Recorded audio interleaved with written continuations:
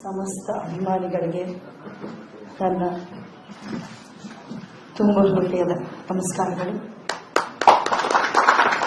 ಮಾಧ್ಯಮ ಬಂಧು ಮಿತ್ರರಿಗೆ ನಮಸ್ಕಾರಗಳ ಜೊತೆ ಕ್ಷಮೆ ಕೇಳ್ತೀನಿ ತಡವಾಗಿದ್ದಕ್ಕೆ. ಇವತ್ತು ನಿಮ್ಮ ಜೊತೆ ಒಂದಷ್ಟು ಅನಿಸಿಕೆಗಳು, ಒಂದಷ್ಟು ಭಾವನೆಗಳು ಹಂಚ್ಕೋಬೇಕು ಅಂತ ಇಲ್ಲಿ ಬಂದಿದ್ದೀನಿ.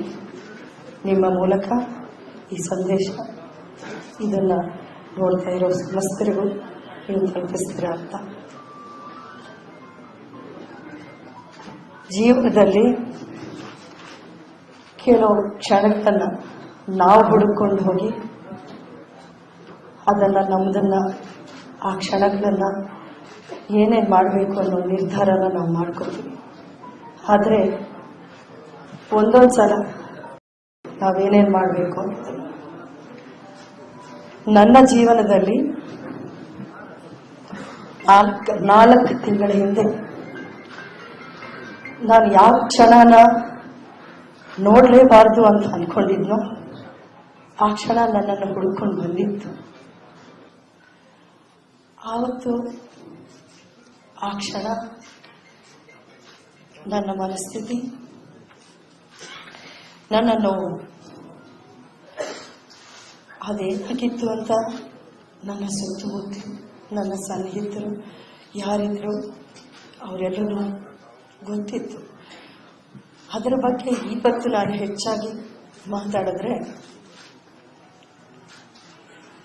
ಅದು ಬೇರೆ ಅರ್ಥನ ತಗೊಳ್ಳೋ ಒಂದು ಸಂದರ್ಭ ಸಾಧ್ಯತೆ ಆಗ್ಬೋದು. ಅದು ನಿಮ್ಮೆಲ್ಲರಿಗೂ ಅರ್ಥ ಆಗುತ್ತೆ ಅಂತ ಅನ್ಕೊಳ್ಳಿ. ಆ ಒಂದು ಕತ್ತಲೆಯ ಮನಸ್ಥಿತಿ ಮುಂದೆ ಏನ್ ಮಾಡಬೇಕು, ನನ್ನ ಜೀವನಕ್ಕೆ ಇನ್ನೇನು ಅರ್ಥ ಇದೆ, ಈ ಜೀವನನೇ ವ್ಯರ್ಥನ ಅನ್ನೋ ಒಂದು ಯೋಚನೆಗಳು ನನ್ನಲ್ಲಿತ್ತು ಆ ಟೈಮಲ್ಲಿ. ಆವಾಗ ನನ್ನ ಸುತ್ತ ಇವತ್ತು ನೀವೇನು ನೋಡ್ತಿದ್ರು ಇದೇ ಸನ್ನಿಹಿತರು, ಆಪ್ತರು, ಸ್ನೇಹಿತರು, ಕುಟುಂಬದವರು ಇದ್ರು, ನನಗೆ ಧೈರ್ಯ ತುಂಬ್ತಾ ಇದ್ರು. ಆದ್ರೂ ಮನಸ್ಸಿಗೆ ಸಮಾಧಾನ ಇರಲಿಲ್ಲ.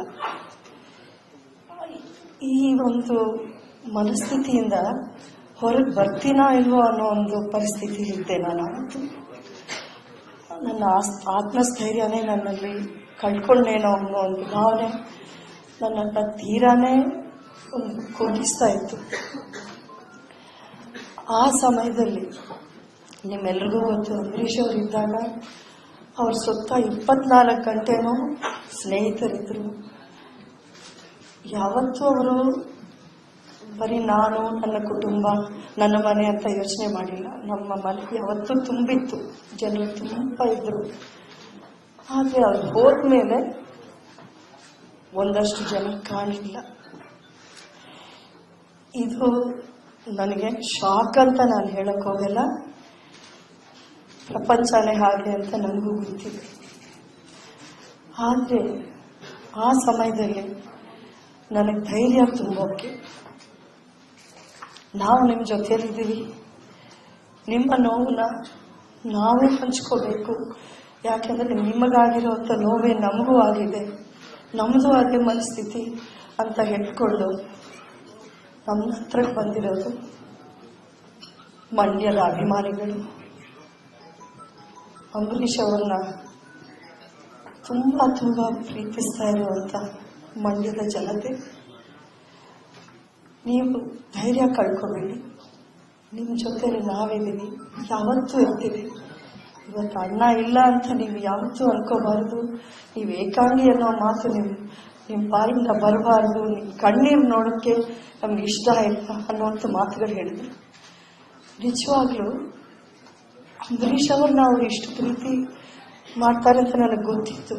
ಆದರೆ ಅವ್ರು ಹೋದ್ಮೇಲೂ ನನ್ನ ಮೇಲೆ ಆಗಲಿ, ಅಭಿಷೇಕ್ ಮೇಲಾಗಲಿ ಇಷ್ಟೊಂದು ಪ್ರೀತಿ ಇಟ್ಕೊಂಡು ಇನ್ನೂ ನಮ್ಮ ಹತ್ರಕ್ಕೆ ಬರ್ತಾರೆ ಅನ್ನೋದು ನಾನು ಅಂದ್ಕೊಂಡಿರಲಿಲ್ಲ. ಆ ಒಂದು ಸಮಯದಲ್ಲಿ ಕತ್ತಲೆಯಲ್ಲಿ ನನ್ನ ಮನಸ್ಥಿತಿ ಒಂಚೂರು ಸಮಾಧಾನ ಸಿಕ್ತು. ಆಮೇಲೆ ಅವ್ರು ಬರ್ತಾ ಬರ್ತಾ ಅವರೇ ಹೇಳ್ತಾ ಇದ್ರು, ಈ ಒಂದು ಪ್ರೀತಿ ವಿಶ್ವಾಸ ಇವತ್ತಿಂದಲ್ಲ, ಕಳೆದ 45 ವರ್ಷಗಳ ಅವ್ರ ಚಿತ್ರರಂಗದಲ್ಲಾಗಲಿ ಅಥವಾ 25 ವರ್ಷಗಳು ರಾಜಕೀಯ ರಂಗದಲ್ಲಾಗಲಿ ಇದ್ದಾಗ ನಾವೇ ಅವ್ರನ್ನ ಇಷ್ಟು ಪ್ರೀತಿಯಿಂದ ನೋಡಿಕೊಂಡು ಅವ್ರ ಕೈ ಹಿಡಿದು ಬಂದಿದ್ವಿ. ಇವತ್ತಿನ ದಿನ ಅವರಿಲ್ಲ ಅನ್ನೋ ಮಾತನ್ನ ನಾವು ನುಂಗ್ಕೊಳ್ಳೋಕ್ಕೆ ಆಗ್ತಾ ಇಲ್ಲ.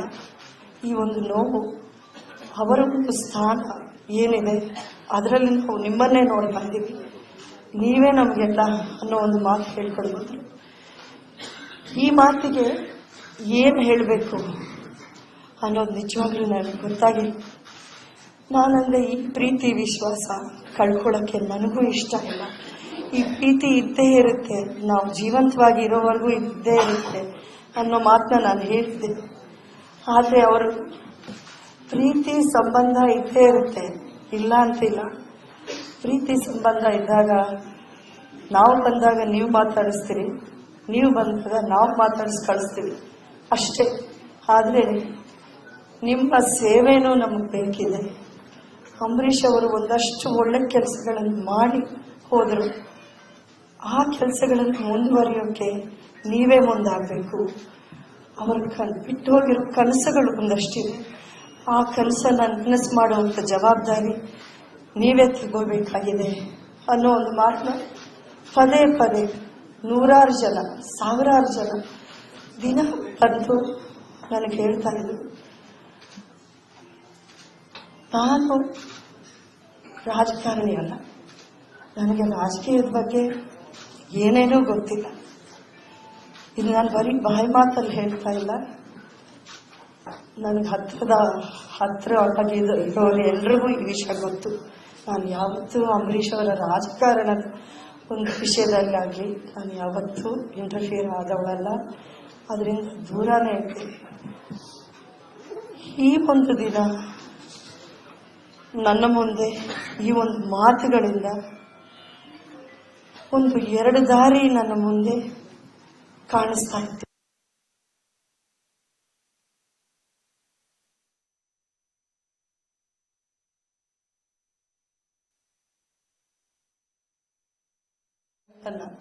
ನಾವು ಹುಡುಕೊಂಡು ಹೋಗಿ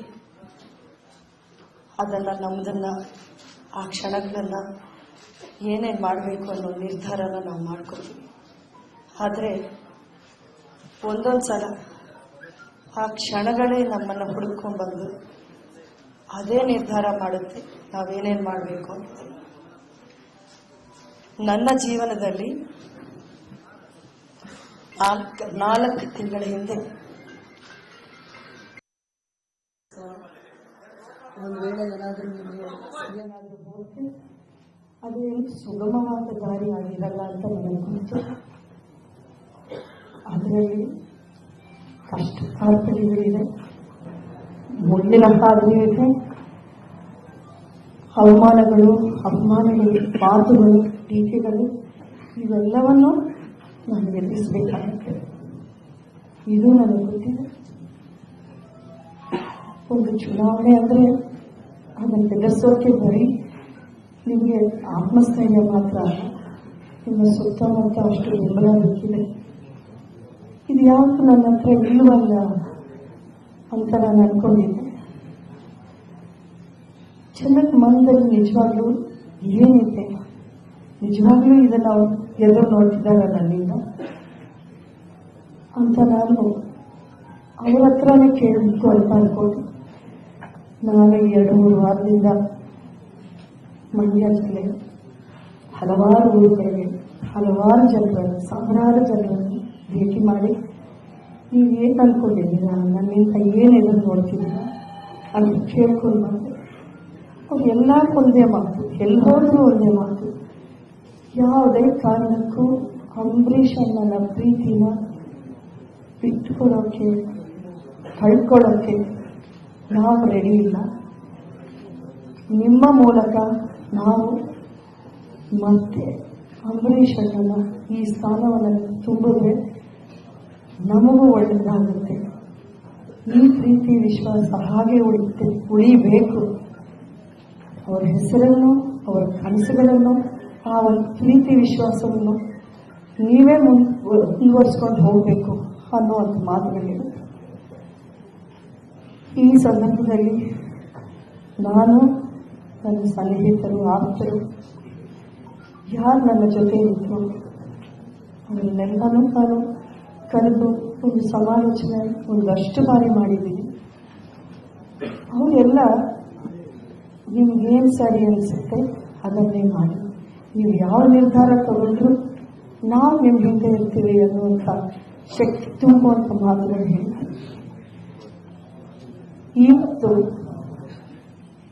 ನಾನು ಸುಲಭವಾದ ದಾರಿ ತಗೊಳ್ಳ ಅಥವಾ ಕಷ್ಟ ಇದ್ರು ಸರಿಯಾದ ದಾರಿ, ಸರಿಯಾದ ನಿರ್ಧಾರ ತಗೊಳ್ಳ ಅನ್ನೋ ಒಂದು ನಿರ್ಧಾರ ಬಂದು ಇವತ್ತಿನ ದಿನ ನನಗನ್ಸಿತ್ತು, ಅಂಬರೀಷ್ ಅವರನ್ನ ಎಷ್ಟೊಂದು ವರ್ಷಗಳಿಂದ ಕಾಪಾಡಿ ಆಶೀರ್ವಾದ ಮಾಡಿ ಕಳಿಸ್ಕೊಟ್ಟಿರುವಂಥ ಜನ ಅವರಿದ್ದಾಗ ಮಾತ್ರ ಅಲ್ಲ, ಅವ್ರು ಹಿಂದೆ ಇದ್ದಾಗಲೂ ಅದೇ ಪ್ರೀತಿ, ಅದೇ ವಿಶ್ವಾಸವನ್ನು ಉಳ್ಕೊಂಡಿರೋ ಜನ. ಅವರ ಪರವಾಗಿ ನಾನು ಅವರ ಮಾತನ್ನು ಕೇಳಿಕೊಂಡು ನಾನು ನಿಂತ್ಕೊಳ್ಳಿಲ್ಲ ಅಂದರೆ ಅಂಬರೀಷ್ ಅವರ ಪತ್ನಿ ಅಂತ ಹೇಳ್ಕೊಳ್ಳೋದ್ರಲ್ಲಿ ಅರ್ಥನೇ ಇರಲ್ಲ ಅಂತ ನನಗನ್ನಿಸಿತ್ತು. ಈ ಒಂದು ನಿರ್ಧಾರ ಕೆಲವರಿಗೆ ಇಷ್ಟ ಆಗದೆ ಇರಬಹುದು, ಇನ್ನು ಕೆಲವರಿಗೆ ಇದು ಅನುಕೂಲವಾಗಿ ಹೀಗೆ ಇರಬಹುದು. ಆದರೆ ನಾನು ಈ ನಿರ್ಧಾರಕ್ಕೆ ಬಂದಿರೋದು ಕೇವಲ ಮಂಡ್ಯದ ಜನ ಅಂಬರೀಷ್ ಅವರಿಗೆ ಇಟ್ಟಿರೋ ಪ್ರೀತಿ, ಆ ವಿಶ್ವಾಸ, ಅದನ್ನು ಕಾಪಾಡ್ಕೋಬೇಕು, ಅದನ್ನು ಉಳಿಸ್ಕೋಬೇಕು, ಅದನ್ನು ಶಾಶ್ವತವಾಗಿ ನಮ್ಮ ಜೊತೆ ಇಟ್ಕೋಬೇಕು ಅನ್ನೋ ಒಂದೇ ಒಂದು ಭಾವನೆ ನಮ್ಮದು. ಇದು ಬೇರೆ ಯಾವ ಉದ್ದೇಶನೂ ಇಲ್ಲ. ಇದರಿಂದ ಒಂದಷ್ಟು ಸಂಬಂಧಗಳು, ಒಂದಷ್ಟು ಸ್ನೇಹಗಳು ದೂರ ಆಗುತ್ತೆ, ನನಗೆ ದೂರ ಆಗಿದೆ. ಆದರೆ ನಾನು ಇದನ್ನು ಯಾರಿಗೂ ವಿರೋಧ ಮಾಡೋ ಕೆಲಸ ತಗೊಳ್ತಾ ಇರೋ ಒಂದು ನಿರ್ಧಾರ ಅಲ್ಲ. ಈ ಹೆಜ್ಜೆ ಹಾಕೋಕೆ ನನಗೆ ಬೇಕಾದಷ್ಟು ಧೈರ್ಯ ಬೇಕಿತ್ತು, ಆತ್ಮಸ್ಥೈರ್ಯ ಬೇಕಿತ್ತು. ಅದನ್ನ ನನಗೆ ಕೊಟ್ಟಿರೋದು ಜನ. ಅಂಬರೀಷ್ ಅವರು ಇವತ್ತು ಅವರ ಅಂತ್ಯಕ್ರಿಯೆ ಸಮಯದಲ್ಲೂ ನೀವೆಲ್ಲ ನೋಡ್ತೀರ, ಆ ರೀತಿಯ ಒಂದು ಪ್ರೀತಿಯಿಂದ ಕಳಿಸ್ಕೊಟ್ರಲ್ಲ, ಅದನ್ನೆಲ್ಲ ಸಂಪಾದನೆ ಮಾಡಿರೋದು ಅವರು ಅಷ್ಟು ಸುಲಭವಾಗಿ ಅದನ್ನು ಇಟ್ಕೊಡ್ತೀರಾ ಅನ್ನೋ ಮಾತು ನನಗೆ ಬಂದಾಗ, ಇಲ್ಲ ಇದು ಸರಿ ಹೋಗಲ್ಲ, ಇದಕ್ಕೋಸ್ಕರನಾದರೂ ನಾನು ಅಂಬರೀಷ್ ಅವ್ರನ್ನ ಪ್ರೀತಿಸಿ ಕಾಪಾಡಿದ ಜನಕ್ಕೋಸ್ಕರ ನಾನು ಇವತ್ತು ಈ ನಿರ್ಧಾರ ತಗೊಳ್ಳೇಬೇಕು. ಇದರಲ್ಲಿ ಬೇರೆ ಯಾರಿಗಾದ್ರೂ ಏನಾದರೂ ನೋವಾಗಿದ್ರೆ ಅವರನ್ನು ನಾನು ಇಬ್ಬಾಗಿ ನಾನು ಕ್ಷಮೆ ಕೇಳ್ಕೊತೀನಿ. ಯಾರನ್ನು ನೋಯಿಸೋಕೆ ನಾನು ನಿರ್ಧಾರ ತಗೋತಾ ಇಲ್ಲ. ಅಂಬರೀಷ್ ಅವರ ಅಭಿಮಾನಿಗಳು ಮಂಡ್ಯದ ಜನತನ್ನ ನೋಯಿಸಬಾರ್ದು ಅನ್ನೋ ಒಂದು ಕಾರಣಕ್ಕಾಗಿ ನಾನು ಇವತ್ತು ಈ ನಿರ್ಧಾರ ತಗೋತಾ ಇದ್ದೀನಿ. ಅವರಿಗಾಗಿ ನಾನು ಇವತ್ತು ಈ ಬರೋ ಲೋಕಸಭೆ ಚುನಾವಣೆಯಿಂದ ಸ್ವತಂತ್ರ ಅಭ್ಯರ್ಥಿಯಾಗಿ